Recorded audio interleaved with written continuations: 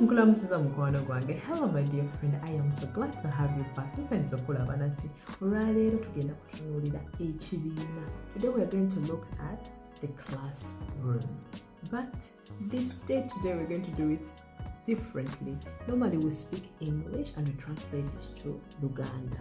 But my friends told me that maybe this time we'll make it different because it's about the classroom. I understand some of you started in grade 1, grade 2, grade 3, and you're in German school. So today we're going to translate it from German and Luganda. Hallo meine liebe Freunde, schön, dass ihr wieder da seid oder wenn ihr neu seid. Hallo, ich bin Priscilla, eure Lehrerin. Hallo my dear friend, nsanyusa okulaba nate. Olwaleero tugenda kwogera ku kibiina naye nga tukyogera mu lulimi Olujamani. Wollen wir anfangen? Tutandike. Das Klassenzimmer. Das Klassenzimmer. Ekibiina. Ekibiina. Der Schreibtisch. Der Schreibtisch.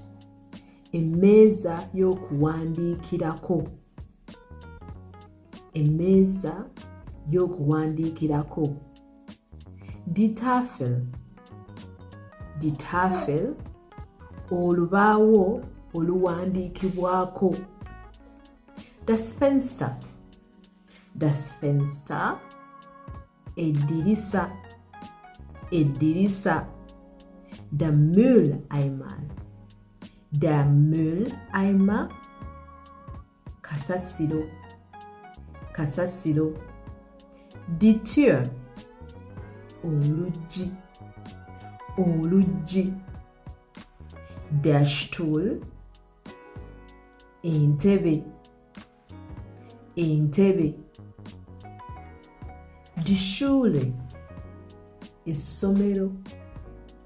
Essomero. Die Klasse. Ekibiina. Ekibiina. Die Schüler. Abayizi. Abayizi. Die Schüler. Abayizi. Der Lehrer. Die Lehrerin. Der Lehrer. Omusomesa. Omusomesa.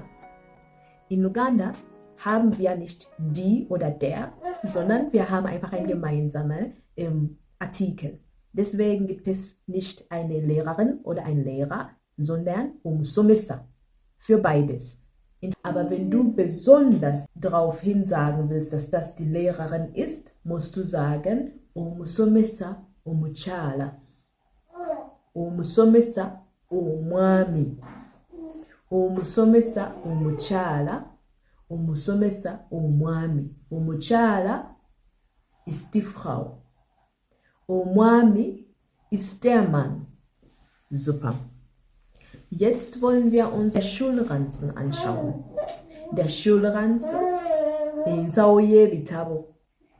Ensawo ey'ebitabo. Im Schulranzen, mu nsawo y'ebitabo. Mu nsawo ey'ebitabo. Das Lineal. Das Lineal. Kyetukozesa okuba layini.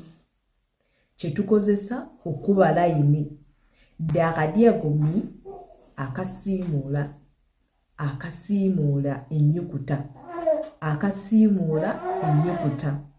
Der Bleistift. Ekkalaamu. Ekkalaamu. Und letztendlich das Buch. Ekitabo. Das Buch. Ekitabo. So, meine liebe Freunde, ich hoffe, es war nicht so schwer. Wenn das für dich das erste Mal ist, geh einfach zurück, hör dir das an, sieh die Bewegungen meiner Lippen an, wenn es hilft, und sprich mir nach. Mukwano gwange, wegubanga guno gwe mulundi gwo ogubadde gusoose okuwulira oba Olujamani, jangu zaayo akatambi kaffe, obiddemu, obiwulirize, ontunuulire emimwa nga njogera, olumala kye njogera ky'obeera oddamu osobole okubiyiga. So, meine liebe Freunde, bis zum nächsten Mal. Dankeschön, dass ihr eingeschaltet habt. lasst mir einen Kommentar runter, was ihr gerne lernen wollt, also welche entweder Sachen aus der Schule oder im Alltag.